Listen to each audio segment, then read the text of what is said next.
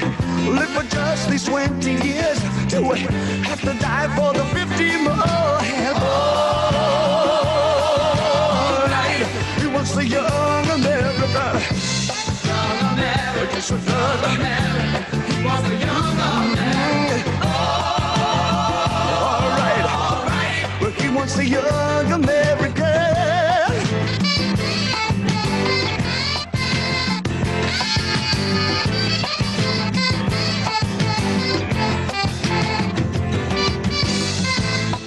Remember your President Nixon? Do you remember the bills you have to pay, or even yesterday?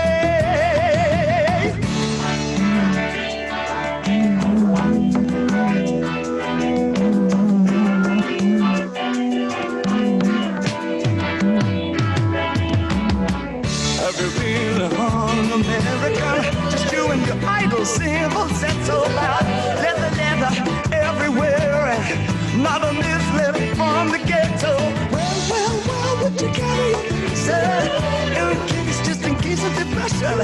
Sit on your hands on the bus of survivors, blushing at all the Afro Sheilas. Ain't that close to love? Well, ain't that close to love? Well, it ain't that far to door. Hearts been broken just like you and all night. What the young American, young American, young American, all night, all night. You want the young American. You ain't a pimp, you ain't a horse. A bird's got a canyon, a lady got a Chrysler. Black's got the stacker, white's got a soul train. Mama's got tramps and look at your handshake. I heard the news today, oh boy. I got a sweet hand, you got the beat. Is there a man who can say no more? Is there a woman I can suck on the jaw? Is there a child I can hope with that judging? Is there a pen that will write before they die? Ain't you proud that you struck our faces? Ain't there one dance song that can make me break down and cry?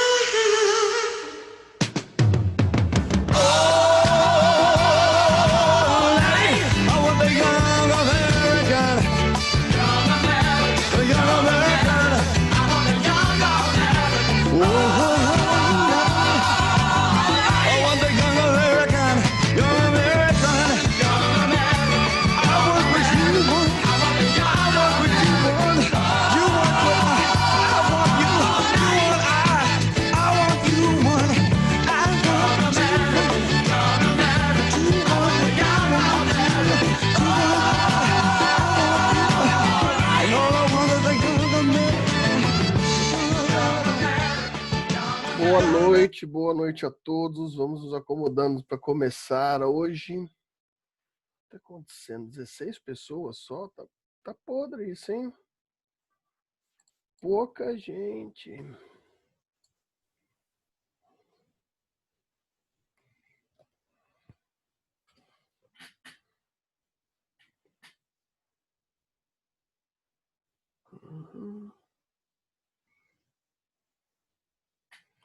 Beleza. Então tá. Então vamos começando nossos trabalhos.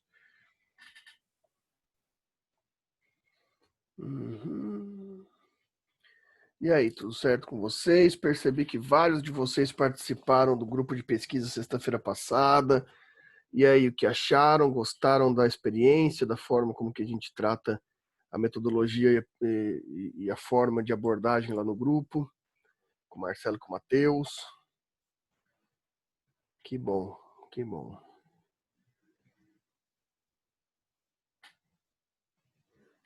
Foi bem interessante. Gostei da participação, tinha muita gente lá. Legal, legal. Vai sim, Thaís. Muito bom. Já terminaram de ler? Já terminaram de ler o Camus? Já começaram a... Boa noite, Richard. E aí? Ótimo. Vai ser legal. Vocês chegaram a ver a minha mensagem lá no grupo do grupo do WhatsApp do Direito e Memória sobre a questão do livro, né? Chegaram a ver? É bem interessante, pessoal. Eu sei que vocês estão começando agora no grupo, né? Tem um pessoal lá que já está há mais tempo, mas tentem pelo menos, sabe? É um exercício bem interessante esse de publicar logo no primeiro ano, ou no primeiro, no segundo ano, ali no comecinho da faculdade. É bem interessante. É uma publicação gratuita, né? Normalmente, quando se faz uma publicação coletiva, assim, ela é financiada por todos os autores.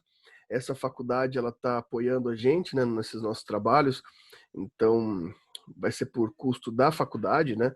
A publicação, ela vai ser publicada pela Biblioteca Nacional. Então, vai ser uma publicação oficial com pontuação. Quem fizer o artigo vai ter um capítulo do livro, né? Temático sobre direito e literatura. É uma oportunidade bem, bem legal. Ah, mas eu não sei ainda. Mas vai tentando. A curadoria, né? O acompanhamento vai ser feito por mim, pelo Marcelo e pelo Matheus, né?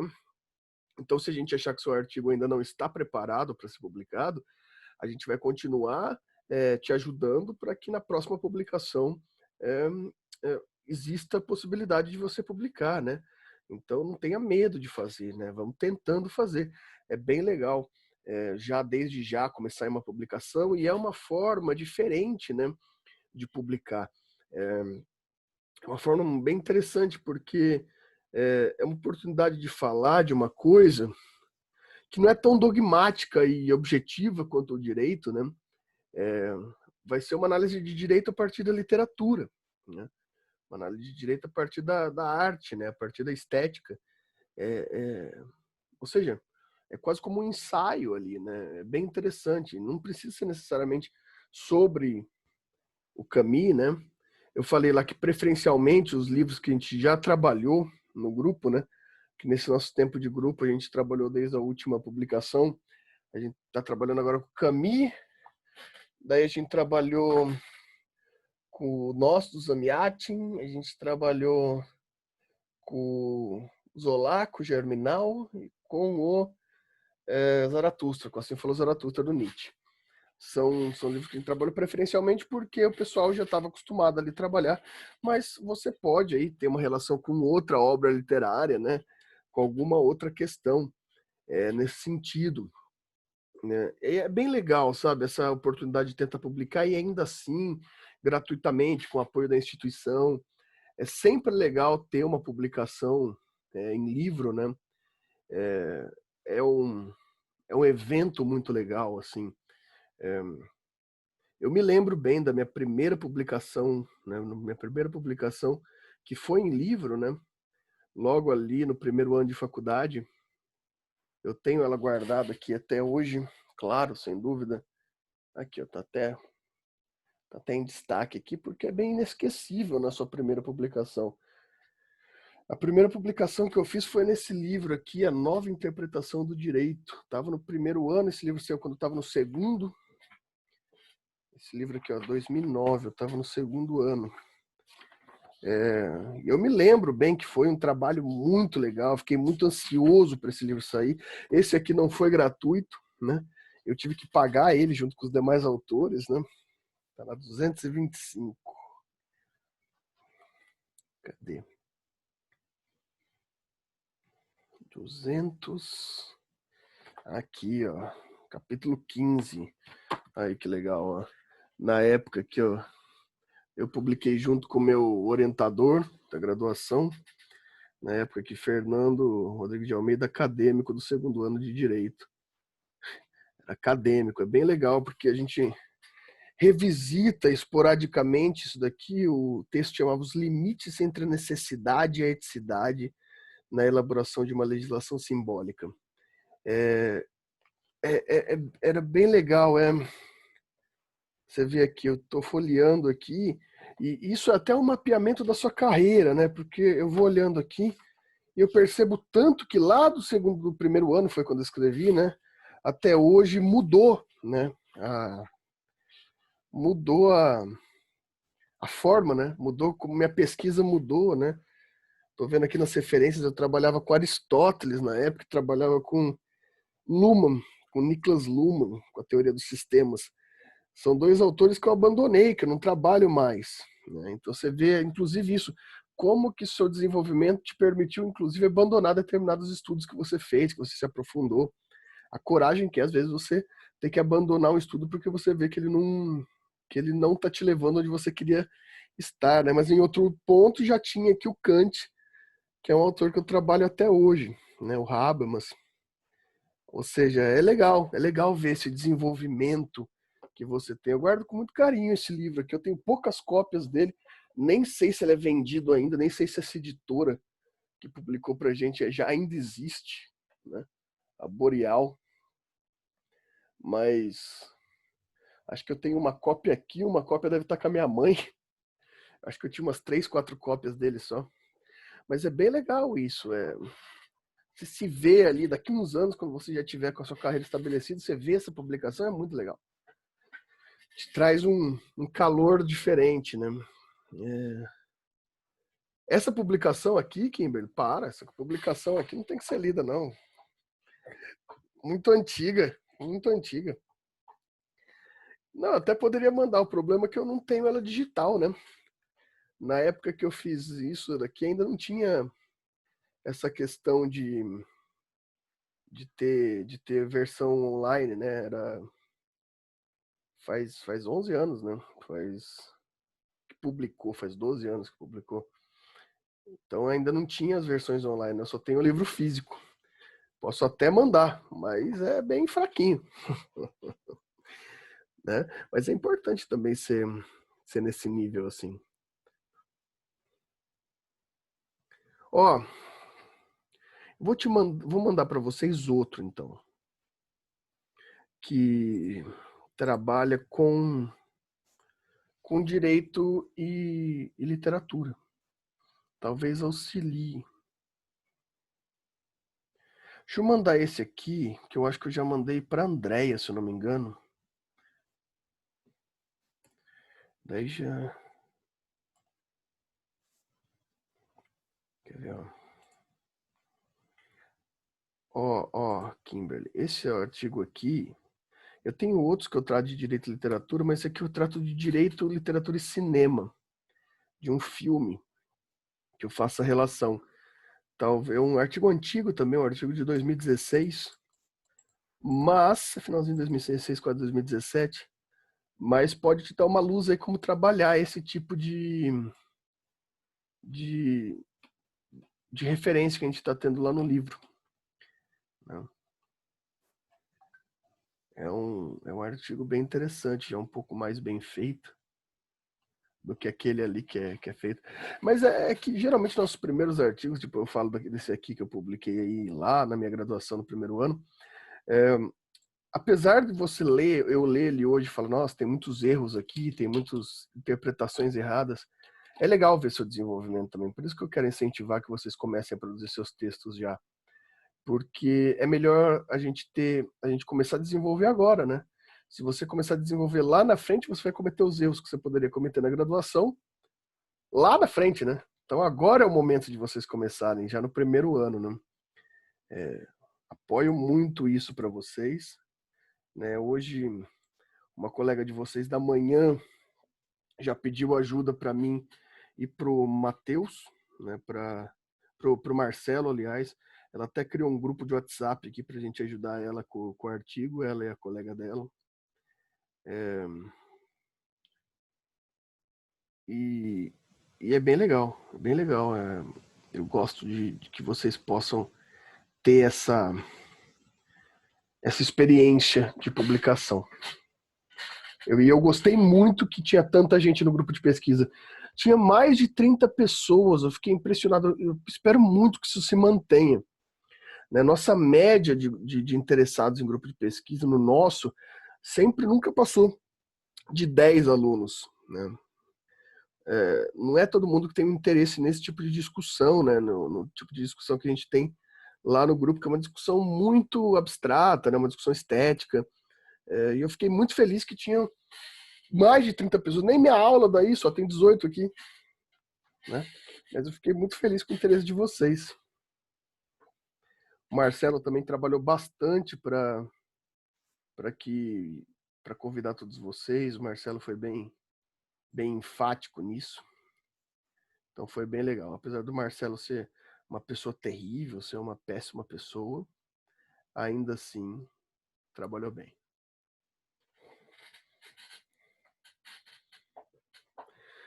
Bom, meus caros,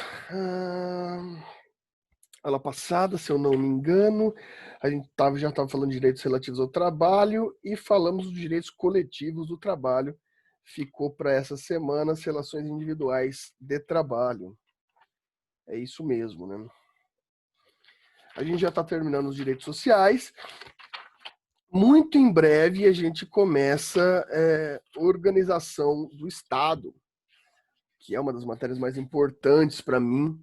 A gente saber as funções e a organização dos poderes, né, do Executivo, Legislativo e Judiciário, que eu vejo que tem muitas dúvidas ainda, né, sobre essas questões. Hoje de manhã mesmo um aluno perguntou se ele tinha ouvido falar que a Presidência da República ia revogar a prova da ordem. Isso foi até divulgado, mas é impossível que seja feito porque não é competência do Poder Executivo, é competência do Poder Legislativo, né? Então a gente tem que saber muito bem quais são as competências de cada poder. Então, muito em breve a gente vai começar essa estrutura. Kimberly, o mínimo, assim, não existe necessariamente um mínimo, tá? Mas depende muito da publicação. Mas se recomenda que um artigo tenha ali um mínimo de 11, 12 páginas, 11, 12 laudas. Tá? E não passe de 25. Tá? Normalmente o que se recomenda é de 11, 12 a 25 laudas, 25 páginas. Existem revistas científicas que permitem artigos de 30 e pouco. Eu tenho um artigo de 40 páginas publicado, depende muito da revista, mas a média é essa. Né? Mas você vai ver que depois que você começar a escrever, você vai ter que tirar parte do seu artigo em vez de seguir o mínimo. Quando a gente começa a escrever, só vai.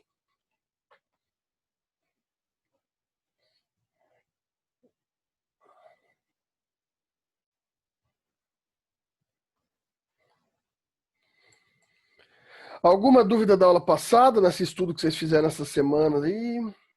Alguma questão? 11, Gustavo, é interessante que tenha, se você for seguir o mínimo, 12 páginas total, né? 11 páginas escritas, né, de texto, 10 páginas escritas, 11 páginas escritas de texto, e umas 12 totais, com pré-textuais já.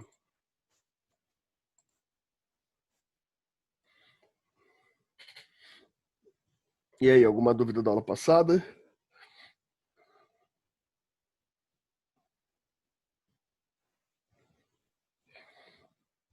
Beleza, então vamos começar as nossas de hoje.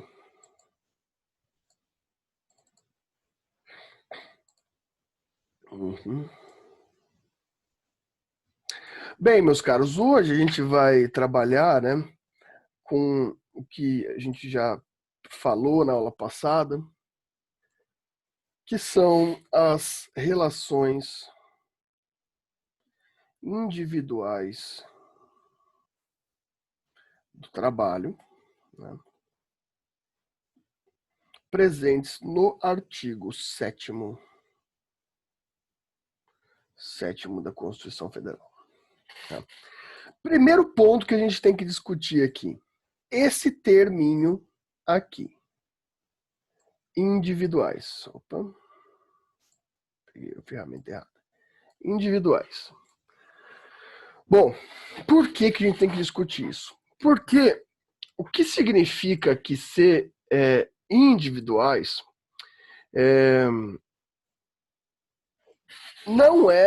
não significa que é um direito fundamental, um direito individual. Esse termo ele pode nos confundir um pouco, tá? Porque o que quer dizer essas relações individuais? São relações, eu vou colocar aqui, talvez fique mais claro para vocês. São relações coletivas de efeito individual. O que isso significa? Significa dizer que não é um direito individual, continua sendo dentro dos direitos sociais, ou seja, direito de uma coletividade, de uma classe específica. Então é direito do trabalho, né, direito dos trabalhadores, né, dessa classe trabalhadora, que como a gente viu aula passada, a definição de trabalho aqui é aquela definição sobre aquele indivíduo que presta o serviço por forma da sua força de trabalho em troca de dinheiro, sendo uma pessoa física e não uma pessoa jurídica, né? Ou seja, essa classe, essa camada social que exerce esse tipo de trabalho tem protegido pela Constituição essas relações coletivas, ou seja, coletivamente esses trabalhadores, que aos seus efeitos são individuais, né? São individuais. Diferentemente dos efeitos coletivos da aula passada, né? Por exemplo, o direito de greve não é um direito individual. Não é uma pessoa que faz greve sozinha. Ela tem que fazer greve sobre todas aquelas pessoas. O sindicato, não existe sindicato para uma pessoa só. Existe sindicato para toda uma classe específica de trabalhadores, correto? Aqui já continua sendo uma relação coletiva de trabalhadores, que não é sobre este ou aquela pessoa que vai modificar sobre esta ou aquela pessoa. Vão ser direitos homogêneos, vão ser direitos gerais, direitos igualmente estabelecidos para todos os trabalhadores. Não vai ter aquela equidade, aquela tentativa de modulação, dos direitos, como há lá nos direitos fundamentais, né, nos direitos individuais do artigo 5º da Constituição. Aqui eles permanecem tendo um efeito homogêneo, tendo um efeito indissociável, ou seja, não tendo um efeito diferente para cada indivíduo, certo? Mas então por que a gente está chamando de individuais aqui? Porque os efeitos dele são para direitos de um trabalhador, aplicados a qualquer trabalhador com aquele direito da mesma forma, né? Vai ser aplicado a qualquer trabalhador da mesma forma, porém vão ter efeitos ao trabalhador individual, vão ter efeitos àquela pessoa. Eu vou dar um exemplo para que a gente possa começar, né? Imagina só, um dos que a gente vai discutir aqui, seguro-desemprego. Tá? Seguro-desemprego é uma relação coletiva de efeito individual. Qualquer trabalhador que perca seu emprego formal e tenha contribuição, né? Ou seja, o emprego é formal, vai ter a possibilidade, né? A possibilidade de receber o seguro-desemprego por tempo determinado, tá? Por tempo determinado. Ou seja, não importa se é se é o Fernando, se é a Kathleen, se é a Kimberly, se é a Milena que perderam o emprego. Todos nós, se tivermos esses direitos, essa relação coletiva, individualmente teremos o direito ao seguro-desemprego. Então, não vai modificar entre nós o efeito telos, a finalidade do direito, né? Mas vai ter efeito individual, porque quem vai receber vai ser eu, você. Quem vai receber é individualmente. Porém, é homogêneo. Cabe da mesma forma para todas as pessoas, né? Agora, se a gente for falar lá, para a gente tentar diferenciar lá das garantias fundamentais, lá que a gente trabalhou lá atrás, no bimestre passado, lembra-se? Já não vai ser exatamente assim, né? Por exemplo, lembra-se do direito à vida, por exemplo? O direito a Estado laico, etc. Vamos pegar, por exemplo, que a gente teve uma discussão boa sobre Estado laico. A aplicação do Estado laico, da liberdade de expressão, lembra da liberdade de expressão também? Ela vai ter nuances diferentes para cada pessoa que utilizar, né?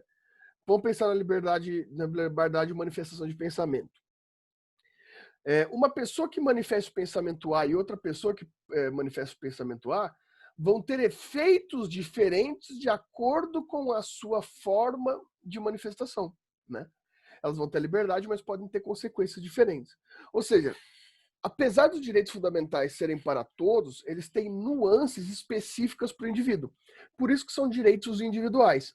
Aqui nos direitos coletivos, ele pode ter um efeito individual, mas ele é homogêneo para todo mundo. O seguro-desemprego vai ser aplicado a todo mundo sem individualização. Ele vai ser geral, né? Vocês conseguem entender isso que eu estou falando? Estão entendendo ou não estão entendendo? Me façam pergunta aí se ficou confuso isso. Eu preciso que vocês entendam isso. Não, Gustavo, não tem mínimo de páginas, tá?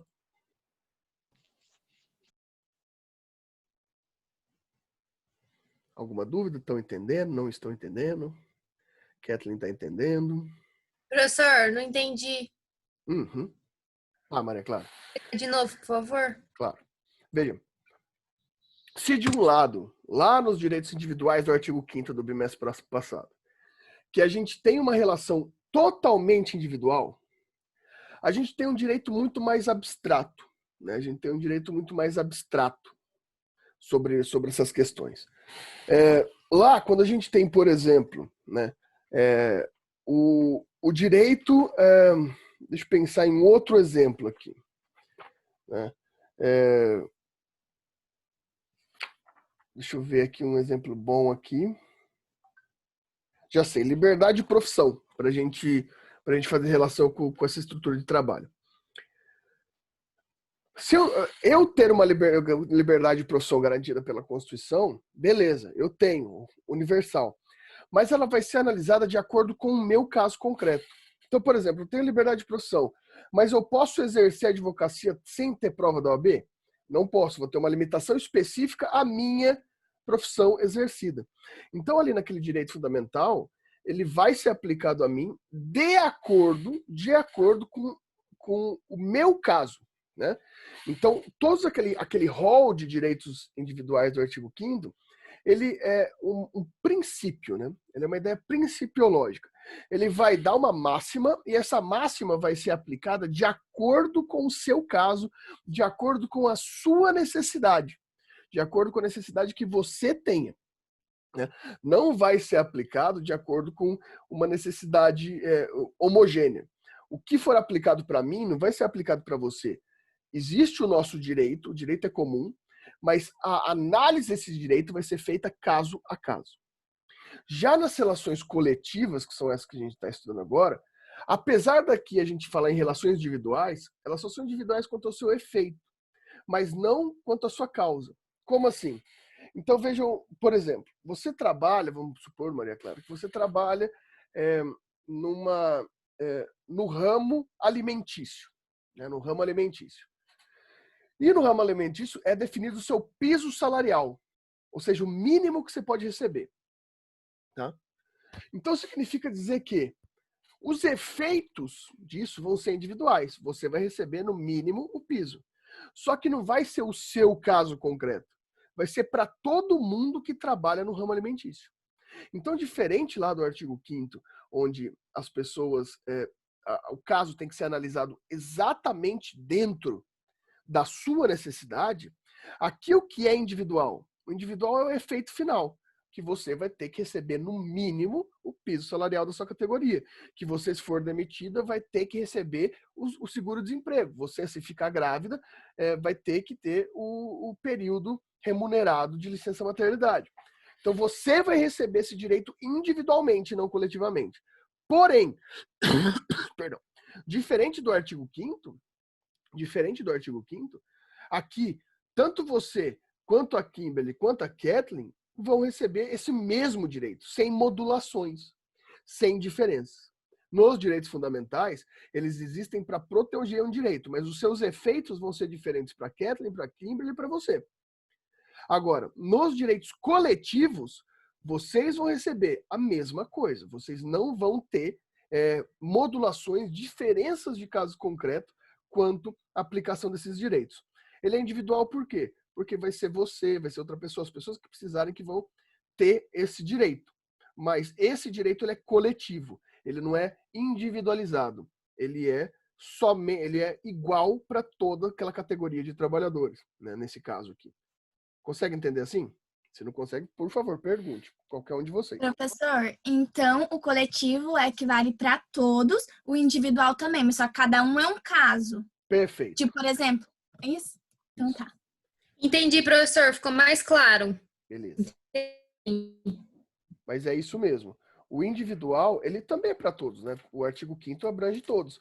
mas ele vai ser diferente em cada caso, né? Em cada caso. A gente vai ter que analisar cada caso para ver como que ele vai ser aplicado. Porque as necessidades das pessoas, como a gente percebeu, lembra quando a gente discutia ainda o artigo 5º?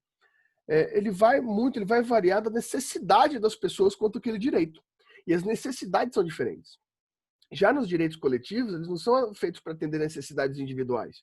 Eles são feitos para atender necessidades coletivas, né? De todos. Então, apesar da pessoa receber individualmente, ele vai ser igual para todas as pessoas, ele vai ser comum, homogêneo, né? E a gente vai perceber aqui nos exemplos, né, que é mais ou menos, são vários e vários exemplos, tá? Mas a gente vai vendo aqui com calma. Gustavo está falando aqui no direito coletivo, a relação coletiva é uma pizza do mesmo sabor. É legal. E o efeito individual é a fatia do seu prato. Perfeito. Eu gosto disso, Gustavo. Eu gosto. Eu gosto desse tipo de exemplo. Eu não sou didático dessa forma, eu consegui pensar nesses exemplos. Porra, eu queria muito pensar nessas coisas. Principalmente porque eu acabei de comer uma pizza antes de entrar na aula. Aliás, vou fazer propaganda de graça, se quiser me patrocina. Eu pedi no Jacaré Vermelho, sempre peço lá. Que pizza maravilhosa do Jacaré Vermelho, hein? Gosto muito do Jacaré Vermelho. Sempre peço pizza lá. É muito boa. Eu pedi a 3 porquinhos. É muito boa. Que é uma pizza individual, né? Eu gosto também. Eu gosto dessa do Jacaré Vermelho. Eu gosto da John. É outra. Cadê meu iFood aqui? Eu acho que chama John Pizza Co. É isso mesmo, John Pizza Co.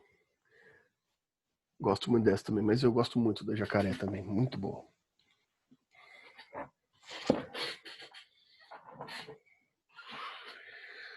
Alguma dúvida até aqui?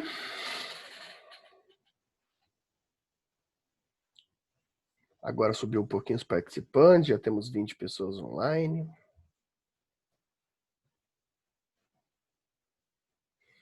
Hoje eu fiz uma campanha no meu Instagram, pedindo, implorando para que o aluno ligue em suas câmeras ou ligue em seus microfones. Gente, eu dou aula só, eu concentrei minhas aulas da manhã todas num dia, né? Então só de quinta-feira que eu tô dando aula de manhã agora para poder ficar mais livre lá na coordenação. E ó, dar aula às 7h30 da manhã pro remoto, para essa forma que a gente tá agora, é duro, hein? Eu duvido que tenha alguém me escutando ali. Eu acho que todo mundo só liga a câmera, só liga o Zoom e volta a dormir. Ainda mais nesse frio. Hoje de manhã parecia que eu tava dando aula para fantasma, né? Ainda mais aula de filosofia, né? A aula de filosofia é boa para dormir, né? O pessoal já dorme na aula presencial, imagina na...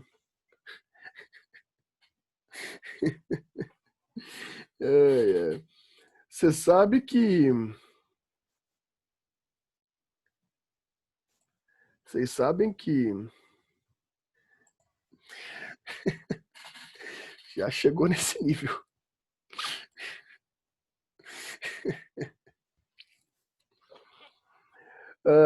Mas tá bom, né? Ele achou que ele ia sonhar com a matéria e ia acordar com aquele poder de debate. Mas pode ser, né? Tá pegando ali tá pegando na inércia ali as palavras, né? Às vezes absorver vai bem o conteúdo, sabe? Porque é uma matéria fácil, não é isso que o pessoal... nas aulas de filosofia, que agora tá bem diferente, né? Mas tem um efeito muito claro, né? O pessoal começa a assistir as aulas e fala, não tô entendendo merda nenhuma disso daqui, vou parar de prestar atenção, essa matéria não é importante. Até chegar a primeira prova, né? Na primeira prova o pessoal já percebe que é um pouco mais difícil que o normal, daí começa a bater o desespero. Então vamos para os nossos exemplos. Exatamente, Gustavo. Exatamente. Sair da caverna é doloroso, sair da caverna é difícil. Mas você sabe que nessa da manhã tá complicado que todo mundo dorme. Mas esse remoto, o pessoal tá participando bastante das aulas de filosofia, bastante gente indo, e lá no YouTube, né, eu vejo que tem bastante gente visualiza as aulas também, então acho que tem essa vantagem de você poder reassistir lá, ficou legal para muita gente, nessas aulas desse tipo que são muito teóricas, né? Porque em sala de aula, pessoal, eu não escrevo nada na lousa, eu só vou falando. Então, agora que eu tô acostumando com essa lousinha aqui.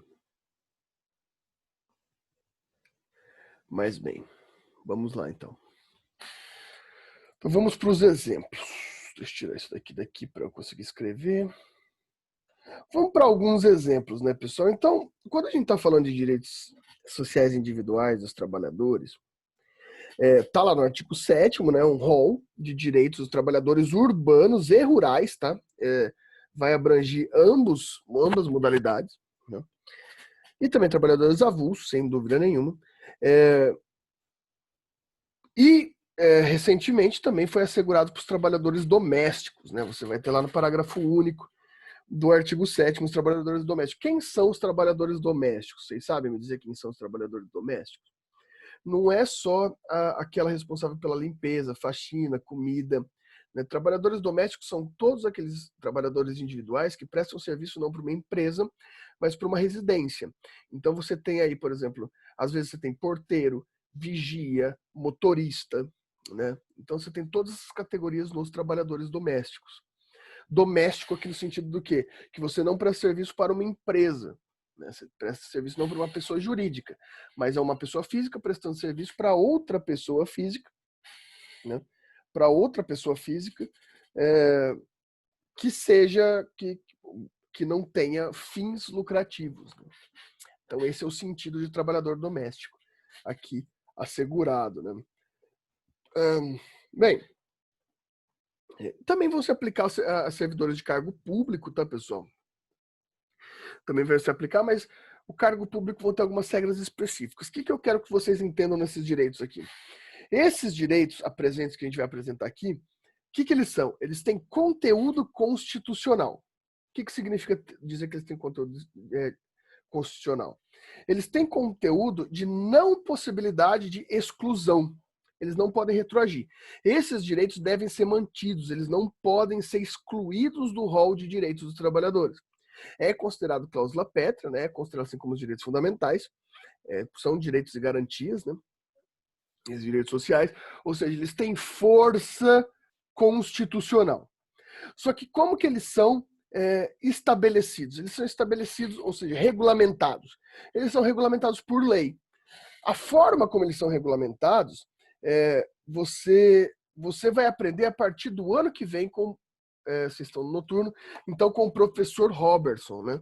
Vocês vão trabalhar com o Robertson, que é um excelente professor, é certamente um dos melhores advogados trabalhistas que tem em todo o nosso... Eu diria, eu falo que é um dos melhores advogados do estado que a gente tem, né, do estado do Paraná. Ele é excelente. Os dois professores que a gente tem, tanto na manhã como à noite, são excelentes. De manhã, o Zene, que é um filósofo, ele é muito... ele vai no direito do trabalho numa profundidade. São professores com categorias bem diferentes, né? O Zene é muito mais teórico, reflexivo, e o Robertson é o advogado trabalhista, é o cara que tem muita experiência prática, técnica, uma técnica primorosa. Vocês vão ter com o Robertson ano que vem. E com ele que vocês vão pegar esses direitos presentes na Constituição e vão ver como eles se aplicam, quais são as suas regras. A Constituição não aplica regras a esses direitos, né? O que ela faz? Ela diz, esse direito tem que existir. Entendem? Esse direito deve existir. A lei vai estabelecer como, qual o limite, etc. Que é o que vocês vão aprender em direito do trabalho. Aqui em direito constitucional, o que vocês estão aprendendo? Esse direito não pode ser extinto. Ele deve existir. A lei vai ter que... A lei é igual a reforma trabalhista que teve recentemente. A reforma trabalhista não pode excluir um desses direitos. Ele mudou algumas regras, etc. Isso pode ser feito. Mas esses direitos devem ser mantidos porque eles estão presentes no artigo 7º da Constituição. Sendo assim, eles não podem ser excluídos como direito. Seu procedimento pode ser modificado. Entendem? Uhum. Ok. Beleza. Então vamos lá. Bom, dos primeiros exemplos que a gente pode dar aqui, que é bem interessante, é a ideia da presença na Constituição da vedação da dispensa arbitrária. O que é vedação da dispensa arbitrária? Isso também vocês vão entender todas as suas regras no ano que vem, né, com o Robertson. Mas basicamente que a dispensa arbitrária ela é aquela que não acompanha a justa causa. Vocês já devem ter ouvido falar de demissão por justa causa, né? Ou seja, vocês vão aprender direito de trabalho ano que vem, quais são as categorias da dispensa por justa causa. O que significa uma justa causa, né? Só que a Constituição diz, vai ser vedada a dispensa arbitrária, ou seja, sem justa causa, né, nos termos da lei, né? Ou seja, o que a Constituição está falando? Se não houver uma justa causa, a sua dispensa pode ser feita? Pode ser feita. Sua demissão pode ser feita? Sim, mas ela tem que ser indenizada, né? Vai ter aquela questão da indenização compensatória, dentre outros direitos. Isso tudo vocês vão aprender lá em Direito do Trabalho, mas existe uma série de direitos que você recebe, direitos e uma indenização compensatória por ter sido rompido o seu contrato, né, sem uma justa causa. Isso, pessoal, é presente, foi um empréstimo que a gente fez do direito italiano, depois começou a rodar o mundo. E é muito interessante porque existem países, principalmente de um país de estrutura liberal muito forte, de mercado livre, etc., né, que não tem isso e é muito preocupante. Um dos maiores exemplos disso é os Estados Unidos, né? Nos Estados Unidos, quando você é demitido, seu contrato somente é interrompido, né? O que você recebe, né? A única coisa que você recebe quando é demitido é o proporcional do seu salário dos dias trabalhados, né? Então, vamos supor, você foi dispensado no dia 15, né, do mês, o mês vai até dia 30, então a única coisa que você vai receber é o acerto dos dias trabalhados. Só que nos Estados Unidos também não se paga por mês e se paga por semana. Então, normalmente você já vai ter recebido esses valores, você é dispensado no fim de semana, mas você não tem nenhum direito a mais que isso, né? A Constituição diz, só pode ser dispensado dessa forma se tiver justa causa.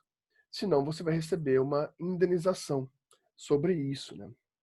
E da mesma forma, como a gente já falou, a Constituição também garante que, além disso, você tem direito ao seguro-desemprego. Ou seja, o seguro-desemprego é uma modalidade de seguridade social, né? É uma modalidade lá do INSS, que a sua contribuição, né, o seu pagamento do INSS, cobre não só a aposentadoria, não só essas questões, mas também o seu seguro-desemprego, que vocês vão aprender também direito de trabalho, prazo, etc. Mas, tendo sido dispensado sem justa causa, você vai ter um prazo que você recebe da Seguridade Social, do INSS, um valor padrão, para que você possa se manter enquanto tenta procurar outra atividade, né?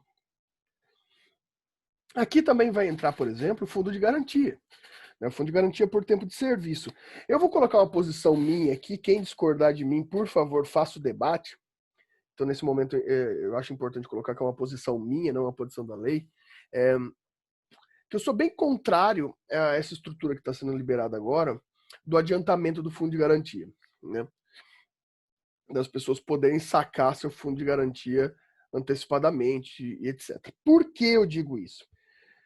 Porque a gente tem um modelo econômico no Brasil que não permite, na maioria dos casos, que a gente tenha reservas, né? Que a gente tenha reservas. Eu fico muito irritado, né?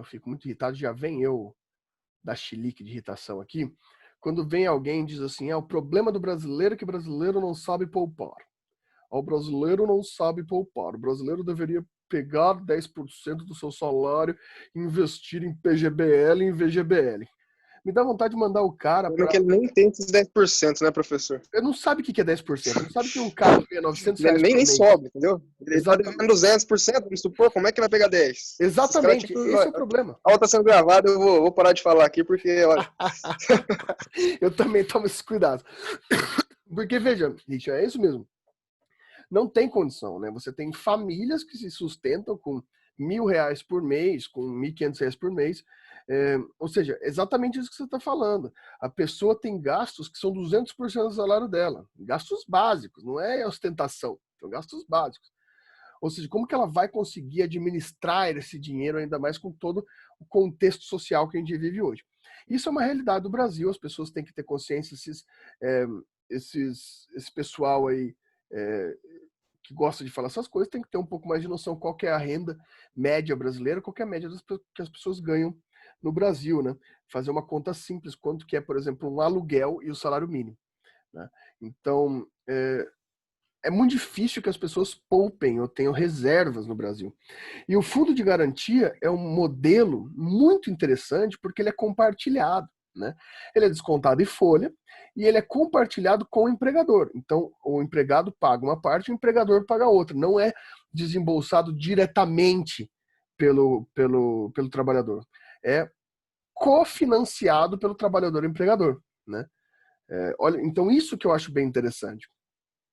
É uma reserva preciosa para a maioria das pessoas, né? Que pode, por exemplo, ter a questão de você poder sacar para fazer investimento em casa própria, isso é bem interessante, já é um adiantamento que eu acho super válido, né? E a possibilidade, depois que você sai do emprego, se aposenta, você pode tirar isso, daí sim fazer os investimentos que você necessita. Mas é uma espécie de investimento forçado que não retira necessariamente das condições de vida da pessoa. Então isso eu acho bem interessante. E eu fico um pouco temeroso com a ideia com essa ideia de liberar o adiantamento do fundo de garantia das pessoas. Isso não viola a Constituição de jeito nenhum, porque a Constituição diz que deve existir o fundo de garantia por termo de serviço, mas eu sou um pouco contrário a essa questão. Mas daí vocês fiquem à vontade de ser a favor e falar que eu estou falando besteira. Alguma questão? Professor, não sei se eu sou a favor ou contra esse fundo de garantia. Só que para mim é bom. Eu entendo. Mas assim, eu não tenho nenhuma opinião, sabe, a respeito. Sim, eu entendo, Luana. O problema é que como brasileiro, né, professor, ele não costuma poupar, digamos assim, ele vai pegar esse dinheiro e vai sentir uma sensação assim de sobra, que ele nunca teve. Ele vai gastar à toa, mais ou menos isso, cara. E veja, Richard, isso aí às vezes... Professor, Oi, pois não. Complicado. ao meu ver, isso é uma forma de estar incentivando a economia para gastar o dinheiro e futuramente, quando o trabalhador sair, ele não vai ter nada. É isso que eu ia te perguntar. Sim, mas aí se você vai favorecer só uma classe, né? O trabalhador mesmo vai continuar vai favorecer só a economia para incentivar o comércio, incentivar a venda, mas o trabalhador realmente, quando ele precisar, porque ele vai comprar, às vezes, coisas desnecessárias, ele não vai ter nada guardado. Eu compreendo que às vezes é até necessário, porque é aquela questão, uma boa parte de nós, da classe trabalhadora, de todas as pessoas, está com dívidas, está com problemas sérios. Então essa liberação, às vezes é até necessária, né? O cara vai pegar aquele dinheiro porque ele precisa, não só para um gasto excessivo. Mas ainda assim, mesmo sendo necessário, eu acho interessante o ponto de vista da Lucemara aqui, porque, de fato, é uma modalidade para incentivo da economia, né? Só que não sei se é bom a gente ter esse incentivo da economia frente o desenvolvimento humano da pessoa, né? O professor, mas a gente vendo agora com a pandemia, como o brasileiro vamos dizer assim, né? O povo é corrupto, né? Por exemplo, tem várias pessoas que eu conheço que não precisam e recebem o auxílio emergencial. Tem pessoa que eu conheço que é pessoa bem de situação, pessoa que tem condição financeira boa, pessoa assim que tem sobrenome, vamos dizer assim, famoso e recebe. Pessoa que está trabalhando e está recebendo R$600 de auxílio emergencial. Então, assim, a gente vê que o brasileiro fala do político, mas ele também é corrupto, ele também age de maneira corrupta. Sim, aí esse daí, ele tem um conhecimento de economia, ele pode pegar esse dinheiro e investir, né? Aí digamos que não vai girar na economia, Ele vai não é verdade? vai lá e coloca em ações, por exemplo, professor. Aí não vai estar girando a economia, você vê? Já tem condição e vai pegar esse dinheiro e vai investir. Mas isso é uma dica que eu dou para todos vocês aqui. Eu já fiz Complicado, essa análise. Eu concordo com vocês, concordo com você, mas é isso mesmo. Tem muita gente que não precisa que está utilizando, mas eu fiquei sabendo do negócio que eu acho que eu fui até conferir, porque sabe aqueles esquemas de venda de CPF, etc., que tem em muitos lugares assim? Tem muita gente comprando o CPF para cadastrar seus dados e receber em seu nome o auxílio emergencial. Eu até fui conferir já para ver se alguém tinha roubado meu CPF. Não, o meu tá tudo certo. Mas é bom todo mundo conferir, porque eu nunca tinha pensado nisso, né? Realmente, pode ter gente que pega aí seus dados e... Oi, Kimber. Como que faz para conferir? É só baixar o aplicativo do auxílio. Tem um aplicativo do auxílio emergencial, você só confere lá se você está cadastrado ou não. Importante, porque daí vai saber se você tá recebendo o auxílio aí, mas não está recebendo, né? E aí, pessoal? Vai ser um presente de aniversário pra mim. Tem gente nesse mundo com preguiça de trabalhar, né, cara? Pelo amor de Deus. Veja, meu aniversário daqui 2 dias. Pensar num negócio desse pra roubar dinheiro, velho.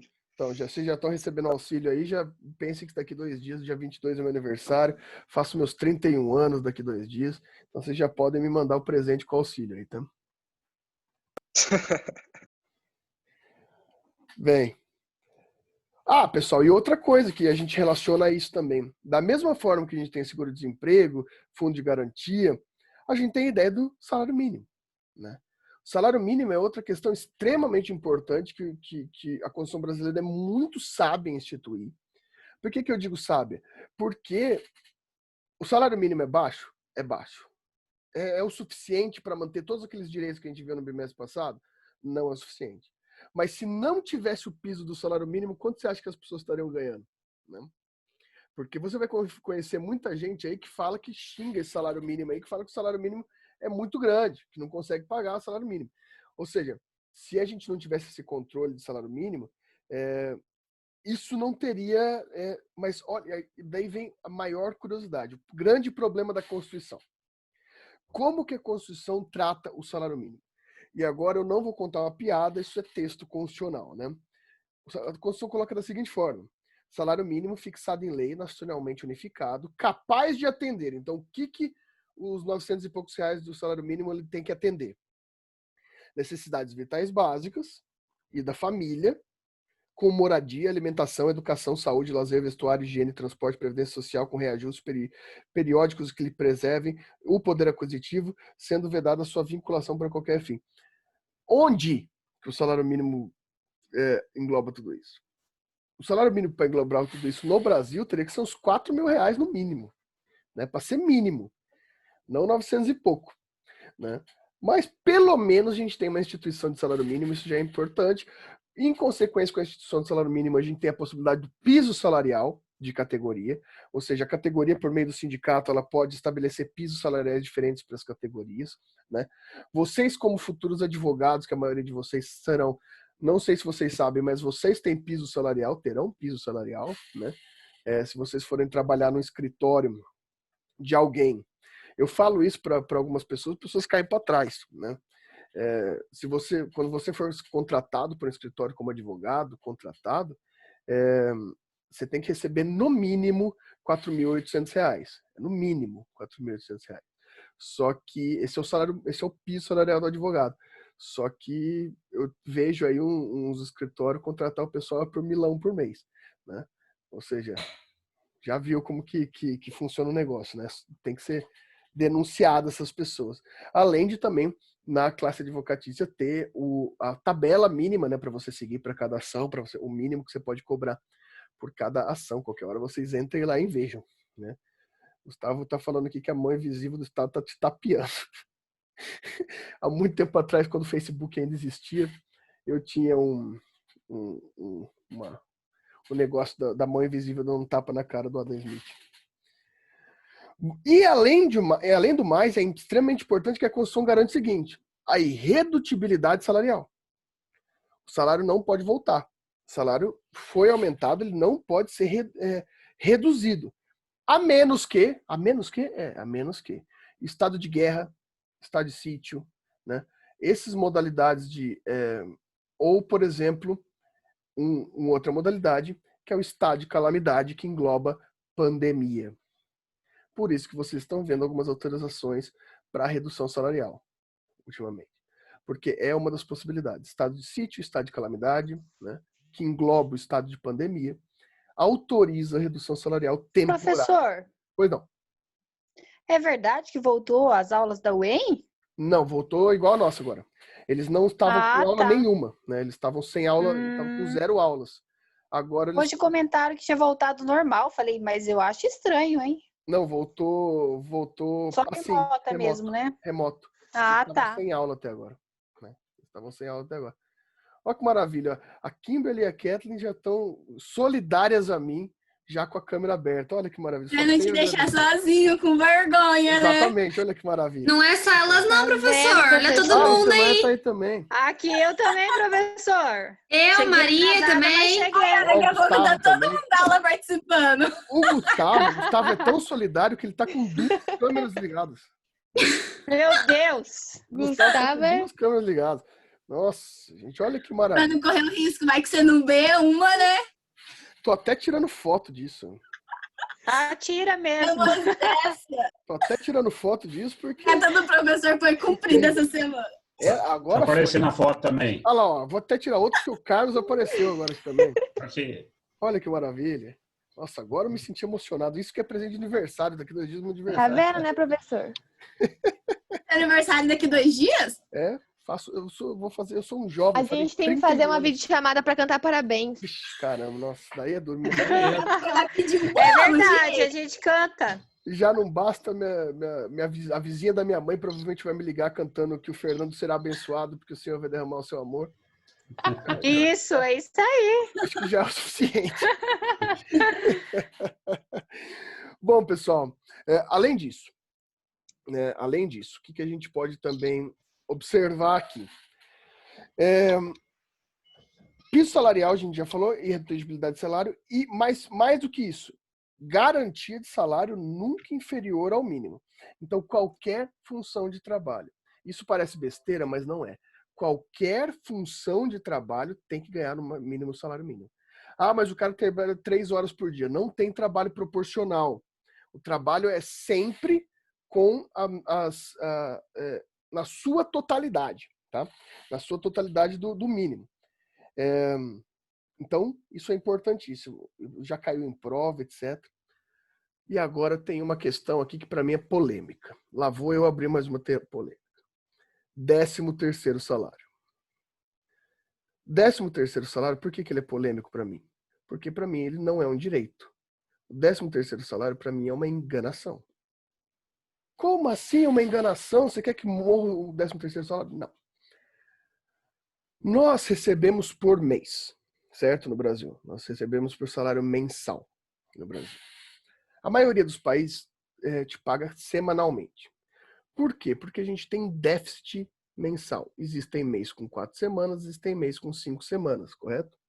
Então, no final do ano, você tem um déficit de 4 semanas. Se você fizer o cálculo do ano inteiro e ver quantas semanas tem e dividir isso por 12, sobra 4. Ou seja, sobra um salário que você não recebeu. O 13º salário não é um direito. O 13º salário é uma obviedade. Você não recebeu por 4 semanas durante o ano. Então, obviamente, você tem que receber o 13º salário porque não te foi pago. Ou seja, eu acho um absurdo as pessoas, que eu já vi gente falando que quer acabar com o 13º salário porque é um prejuízo para o empregador. Não, o 13º salário ele é o prejuízo do empregado, porque ele não recebeu 4 semanas no mês. Peguem o calendário e contem.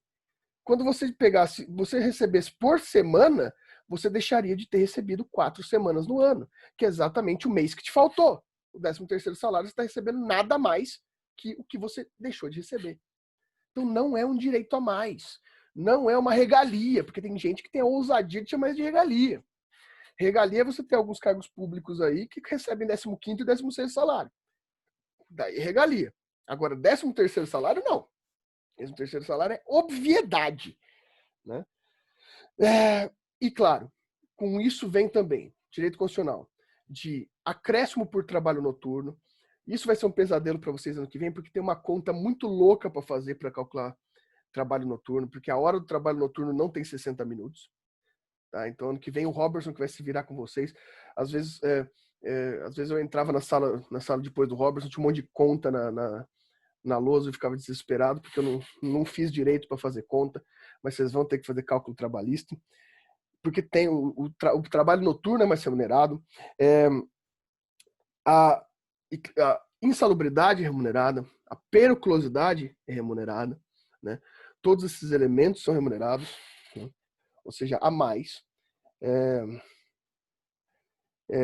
A periculosidade talvez é a insalubridade mais óbvia que a gente pode dar o exemplo, por exemplo, trabalho em hospital, né? E a periculosidade mais óbvia que a gente pode dar é, por exemplo, o frentista, porque trabalha do lado da bomba, né, de gasolina, né? Então são dois exemplos muito claros. Insalubridade também, outro exemplo, é fábrica de alimentos, quando você tem que trabalhar próximo do forno, porque vai tirando sua saúde, né? Enfim. Aquelas pessoas que tiram raio-x também, né, professor? Isso. A pessoa que tira raio-x né, o médico radiologista, ele tem inclusive uma vantagem legal específica para ele, que é a aposentadoria antecipada. Ele se aposenta muito antes de uma pessoa. Ele tem uma aposentadoria especial. E trabalha só 4 horas, não é? Ele trabalha no máximo, acho que são 5 horas ou 4 horas, não lembro bem exatamente, Nossa. mas é 4 ou 5 horas. Mas é porque você está exposto ali, existem altas chances de você ter elementos cancerígenos, né? Então, você se aposenta bem jovem mesmo, né? Mas também não tem outro jeito, né? Que mais? A duração do trabalho também tá garantida aqui, né? A duração do trabalho. Qual que é a duração do trabalho? A duração do trabalho máximo é 8 horas, mas a gente pode dizer que a duração do trabalho máxima permitida por lei é 10 horas. Por que 10 horas? Porque a carga horária aceita no máximo é 8 horas regulares e mais o máximo de 2 horas extras. Então, no cálculo final, a Constituição permite que o trabalhador trabalhe até 10 horas, né? Isso também já foi tentado aumentar, mas não dá. Isso está na Constituição. E aumentar isso é loucura, né? A gente acabou de ter uma nova modalidade agora no finzinho de 2019 na Suécia, que diminuiu a carga horária máxima para 4 horas. Era 6, agora é 4. Então as pessoas podem trabalhar no máximo 4 horas na Suécia, né? É um incentivo para que as pessoas vivam mais e sejam menos deprimidas, né? Já aqui a gente trabalha 8 horas em cada emprego, né? Porque a gente normalmente tem 3, né? Então a gente acaba dormindo 3 horas por noite, né? Então a realidade é um pouco diferente, porque a questão é essa: a Constituição não prevê a limitação total de horas. Isso daí é uma discussão interessante, inclusive, constitucional. Ela prevê a limitação por trabalho. Então, num trabalho você pode trabalhar 8 horas. Existe, por exemplo, o México e a Argentina, ela tem limitação total, que você não pode trabalhar mais de 8 horas totais, né? Isso, claro que vem acompanhado de outros direitos lá, mas aqui a gente não tem essa limitação. Então, você pode trabalhar 24 horas se quiser, se os seus empregos não passarem de 8. Né? Não é exatamente se você quiser, né? Se você precisar, porque eu acho que ninguém quer trabalhar mais de 8 horas. Na verdade, não sei nem se alguém quer trabalhar 8 horas. Bem, sim. Isso daí é uma questão também que deu uma polêmica que vai ser julgada em breve da reforma trabalhista, e eu tenho plena convicção que o STF vai julgar inconstitucional, que é o descanso semanal remunerado, né? O descanso semanal remunerado traz na Constituição que ele tem que ser preferencialmente aos domingos, né? Deve ser preferencialmente aos domingos. Por que aos domingos? Porque para ter convívio social. Se você coloca o descanso semanal remunerado das pessoas no dia que você quiser, você vai privar elas de convívio social, que também é um direito fundamental, né? Então, para você poder se divertir, descansar, ter convivência para as pessoas, acaba sendo... Na verdade, Adriana, ele acaba sendo domingo e metade do sábado, né? Porque o máximo de horas é 44, então você tem aquela possibilidade das 4 horas trabalhadas no sábado de manhã, que muita gente trabalha, né? Mas ainda assim, descanso semanal é preferenciável na Constituição nos domingos para incentivar isso. Podendo ser justificadamente de acordo com a necessidade registrada no sindicato, outros dias por conta daquelas questões de rodízio, né? Por exemplo, supermercados, vai ter que ter gente trabalhando no domingo, né? Para o supermercado ficar aberto sempre. Então, daí existem essas exceções. O problema é que a legislação recente falou que não vai mais se aplicar isso, que o descanso semanal remunerado não precisa mais de autorização de sindicato para ser em outros dias, que ele pode ser qualquer dia da semana. Isso já está em ação direta de constitucionalidade, e eu tenho plena convicção que isso vai ser derrubado pela STF, porque a Constituição é muito clara que a preferência é domingo, e para não ser domingo tem que ter acompanhamento do sindicato, né? Então isso é interessante vocês verem também, que às vezes a gente tem ações legislativas que mudam alguma coisa, só que não necessariamente elas são legais, né? Às vezes são só atos políticos. Isso é muito comum. É muito comum que o ato político venha e fala assim, eu vou fazer essa medida, só que essa medida é ilegal. Daí vai o STF, derruba. Daí vem o político e fala, viu, eu tentei, mas o STF derrubou. Não é isso. Ele já sabia que era ilegal e fez só para ter algum tipo de ganho político. Tem uma teoria a respeito disso, chama Legislação Simbólica. Existe um livro muito bom sobre isso, que todos vocês deveriam ler, que é do professor Marcelo Neves, né, que é professor da PUC, que chama Constitucionalização Simbólica, que trata bem desse tema. É um livro que eu recomendo para vocês aí muito fortemente. Tá. Férias. Férias é direito constitucional. Só que as férias são permitidas a compensação de férias por tempos específicos, né? Então é aquela questão da venda das férias, sabe? Para você ficar só 20 dias de férias e vender 10 para você poder receber um dinheiro a mais. Isso é permitido. Porém, você deve ter férias, né? É disso daí. E daí vem essa questão aqui que é muito legal no direito brasileiro, que existe quase lugar nenhum do mundo, né? Pouquíssimos países têm isso. A gente foi copiado, a gente foi um dos pioneiros, a gente só não foi pioneiro porque a Constituição mexicana veio antes, né? E hoje a gente foi copiado pela França, a França não seguiu nesse sentido, a Alemanha não seguiu nesse sentido, só que a gente foi pioneiro nisso, que é a licença gestante e licença paternidade, né? Essas duas licenças, né? A licença gestante no período de 120 dias, 6 meses, né? Com estabilidade, ou seja, o que significa isso? Você vai ficar afastada por 6 meses para poder cuidar da criança e vai ter uma estabilidade de 1 ano, não poder ser demitida depois de voltar. Porque daí ficaria muito fácil, né? Se fica afastada, volta, já era, te demitem logo depois que você voltou. Vem também com a estabilidade. E a licença paternidade que agora vem sendo aumentada, né? Que é interessante também, que é o Brasil reconhecendo, parece que demorou, mas reconheceu que pai também tem que cuidar de filho, né? Existia uma cultura brasileira que o pai não precisava cuidar, na verdade, né? Que o pessoal está discutindo aí a questão do aborto, né? Se o aborto deve ser descriminalizado ou não, mas o aborto paterno é legal no Brasil já faz décadas, né? O que tem de pai que aborta a criança aí, né? Não no sentido literal, mas no sentido da criança não existir para o pai, é muito grande. Então isso está sendo já, porque antes era só o período de 1 semana, né? Agora vem sendo expandido. É importante também. Mais um exemplo, aviso prévio. Esse é muito legal também a Constituição trazer, o aviso prévio. Professor, Diga, quantos dias a licença do pai? Atualmente está, quando eu nem me atualizei, eu acho que são 15 É 7 dias. dias. Ah, tá. 15. Acho que agora estão 15 dias, eu tenho que confirmar, não lembro bem. Vou confessar uma coisa para vocês. Eu não gosto de direito do trabalho. Nunca aprendi direito. Só sei os direitos constitucionais do trabalho, sempre me irritei com o direito do trabalho, não consigo entender aquele negócio, tem umas coisas que estão muito loucas. Sempre foi a matéria Professor, Oi, Lucemar. eu não gosto de economia, viu? Ah, mas aí também, Lucemar, não é nenhuma opinião. Quem que gosta de economia tirando o Matheus? Também não gosto, não, gente. Pelo amor de Deus, que é isso? Não, veja, a gente está aprendendo direito, a gente não quer saber fazer gráfico, sabe? Vou falar, não tem coisa mais chata que o Matheus, né? E pior, né? O Matheus já é chato, imagina economia, né? Eu Aí assisti fica mais uma difícil. aula do Matheus e me fiquei boiando a aula inteira. Ainda bem que eu não faço economia, professor. Nossa, sorte azar de vocês que tem que ficar lá ouvindo, filha da puta, né? Aquela coisa, que é isso, onde já se viu? Ai, ai, vou falar, viu?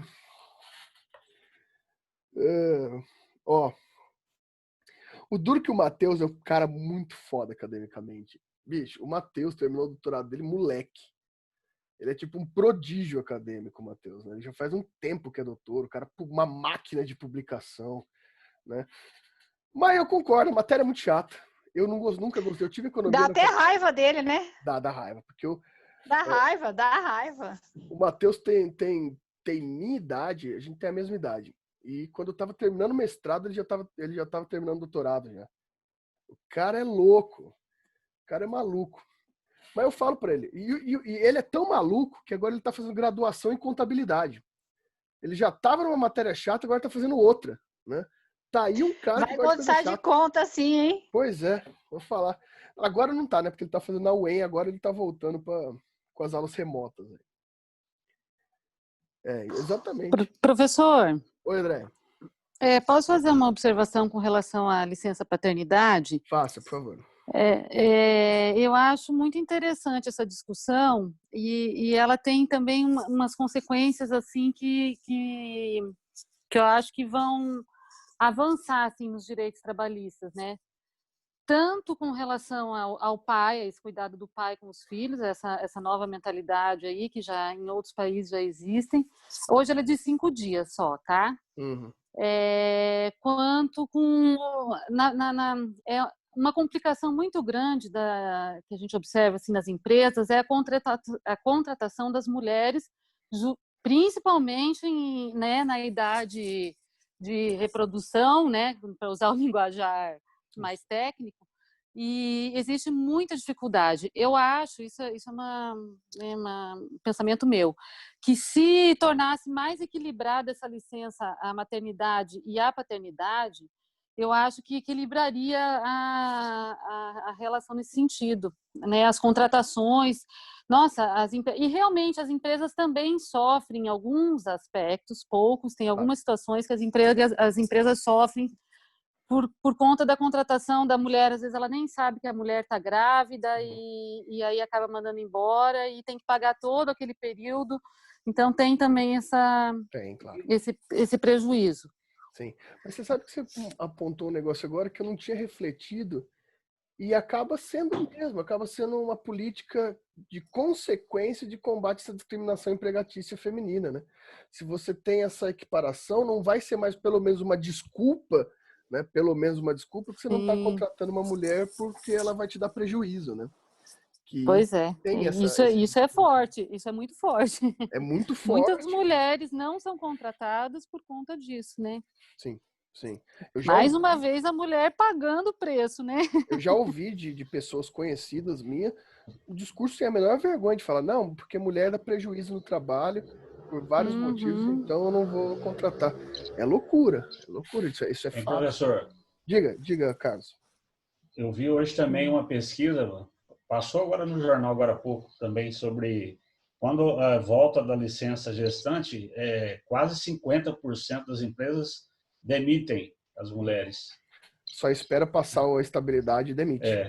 Isso é muito demite, passando a estabilidade já demite. Infelizmente. E na verdade é aquela coisa, né? Se você tem um trabalho, o trabalho faz parte da sua vida, né? Então você espera, parece que não, mas no nosso ambiente de trabalho a gente espera um respeito, um acolhimento, porque a gente passa uma boa parte da nossa vida no trabalho, né? Eu vejo aqui, por exemplo, a gente tem uma professora aqui, que é uma excelente professora nossa, que ela teve 2 gravidezes muito próximas, né? Mas veja, aconteceu, e muito pelo contrário. No final das contas, a gente queria o quê? A gente fazia chá de bebê para ir lá visitar, o negócio. Porque se a gente não tiver um bom ambiente de trabalho, nossa vida é muito inútil, sabe? Eu vejo gente sofrendo no trabalho aí. Ou seja, esses direitos, é muito triste a gente ter que ficar batendo em cima desses direitos, porque isso aqui tinha que ser natural. A nossa vida de trabalho teria que fazer parte da nossa própria... Porque a gente passa muito tempo lá, gente. Muito tempo trabalhando. Nossa vida inteira praticamente trabalhando. Verdade. Bom, o que mais que a gente pode dar de exemplo aqui? Temos um pouquinho ainda. Aposentadoria, né? Também faz parte do INSS, né? Aquela questão também faz parte aí da Seguridade Social. E é bem interessante, né? O professor aí que vocês mais amam na faculdade, o professor Matheus, já explicou, não sei se ele explicou para vocês, ele tem um estudo muito sério sobre a questão desse discurso da falência da Previdência Social, né? O Matheus e um grupo de economistas que ele conhece lá fizeram estudos muito sérios para demonstrar que isso é uma falácia, que a gente não tem esse risco de falência da Previdência Social, que isso é um discurso puramente político, né? Que nossa Previdência é muito bem estabelecida e a gente já escuta falar disso há muito tempo, porque a nossa Previdência Social ela foi desenvolvida com muito cuidado e com muitos especialistas. A Previdência Social do Brasil tem artigos e livros tratando disso, de como foi um direito feito não por políticos. Não, claro que ele foi proposta política, né? Mas a feitura dele, a elaboração dele, foi uma elaboração acadêmica, muito bem planejada. Qualquer dia vocês peçam para o Matheus aí mostrar para vocês o estudo dele sobre Previdência Social, que é muito interessante, né? Eu sou um defensor gigantesco da Previdência Social. Eu acho uma coisa extremamente importante. Eu quero ver aí, sem Previdência Social, o pessoal chegando na velhice aí, tendo que continuar a trabalhar aí, porque não está recebendo mesmo o pouco que é a aposentadoria, porque de fato é pouco, né? Aí, ó, para a Andréia, que a gente estava discutindo isso agora, está na Constituição a proibição da diferença salarial, né? Ou seja, se você exerce o mesmo cargo, se você exerce as mesmas funções, você tem garantido na Constituição que você não pode ter o salário diferente. E isso daqui é um dado notório no Brasil, notório, famoso no Brasil, inclusive não só sociológico e estatístico, mas também referência de ações trabalhistas de equiparação salarial. Porque uma das modalidades de ação trabalhista é a equiparação salarial. Você entra com a ação para falar, ó, fulano fazia o mesmo cargo que eu e eu recebia menos, né? Isso é uma ação muito comum. E essa é uma estatística muito legal feita pelo Tribunal de Justiça do Estado de São Paulo, que deixa flagrante a diferença salarial das mulheres no Brasil, né? Isso daí é notório, né? É fato, né? E inclusive comprovado pelas próprias ações trabalhistas. A diferença é gigantesca, a diferença consegue chegar em até 60% do salário, dependendo do estado, né? De redução para exercício do mesmo cargo, né? Ou seja, olha, isso é muito estranho, gente. Olha o tempo que a gente está. Olha, e a gente ainda tem esse tipo de problema. Eu sei que a nossa sociedade é e vai continuar sendo machista por um tempo, inclusive, mas a gente beira a misoginia, não só o machismo, a gente beira a misoginia na sociedade que a gente vive. Isso é medieval, né? E aí eu não vou entrar nem em questão de diferença salarial em função racial, porque daí a gente vai entrar num buraco muito mais louco de uma preocupação ainda mais medieval do Brasil. Mas isso tem que ser pensado. E é um artiguinho legal de ser feito, né? É um pensamento interessante de vocês escreverem essa questão. Ok. Eu acho que esses são os principais que a gente pode discutir. Alguma dúvida, alguma colocação?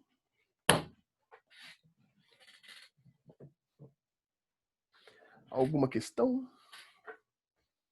O professor, Adriana.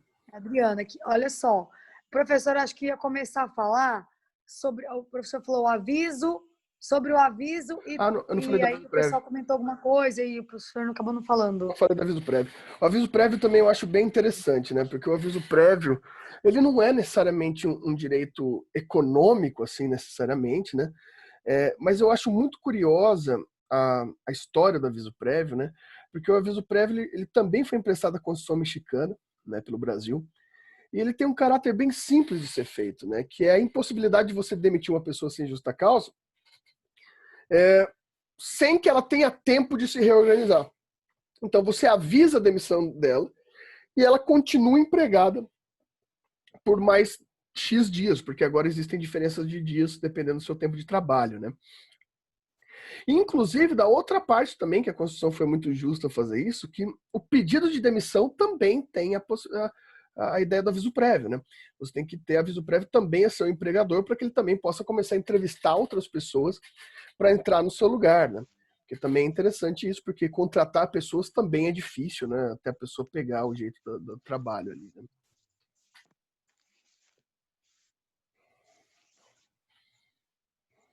Nossa, eu não sabia desse fato não, professor. Do que? Que ele também tem direito a aviso prévio, o Tem. empregador. Quando você pede demissão, você tem que dar o seu aviso, né? Você tem que dar o seu aviso para trabalhar por mais 30 dias também, ou que esses 30 dias seja descontado dos seus direitos de demissão, né? Sim, eu entendi, professor, mas o professor disse que em relação ao tempo que a pessoa trabalhe, isso difere o tempo que ela tem que cumprir o aviso? Difere, Tipo, a Adriana. pessoa tem 5 anos de empresa, tem 3 anos, isso difere? Sim, difere. Eu não sei as contas, tá lá na CLT, eu não sei exatamente as contas. Mas, por exemplo, você consegue chegar até... a pessoa tem, sei lá, 20 anos de trabalho, ela vai ter 2 meses e pouco de aviso prévio, sabe? Geralmente esse aviso prévio vai ser convertido em indenização, né?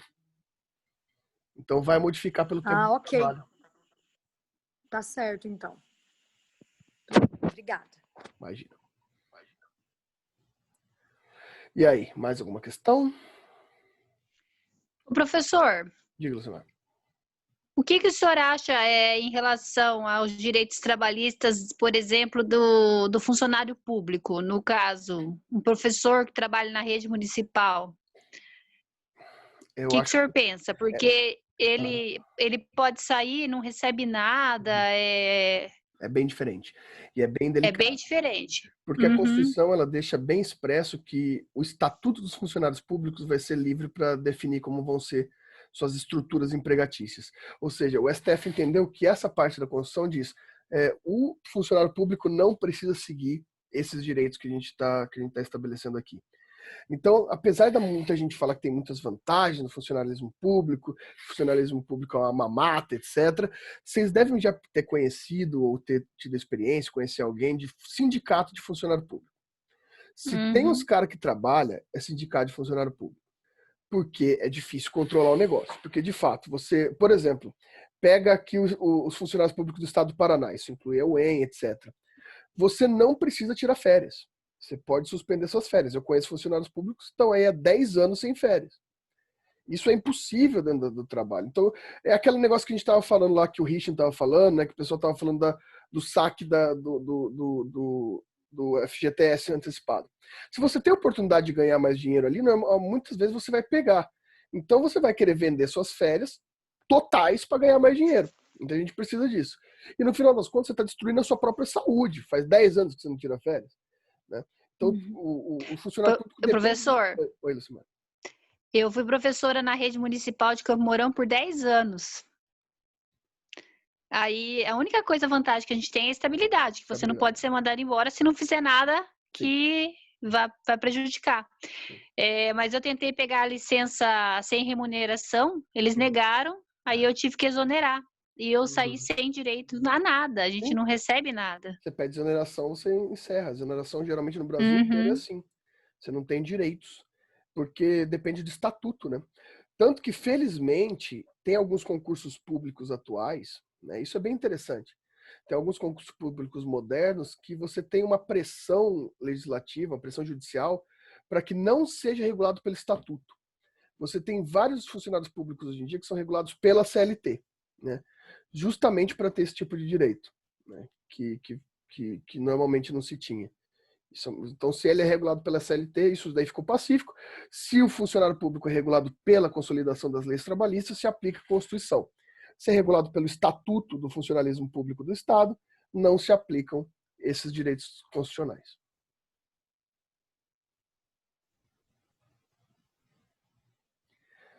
Certo? Mais alguma questão?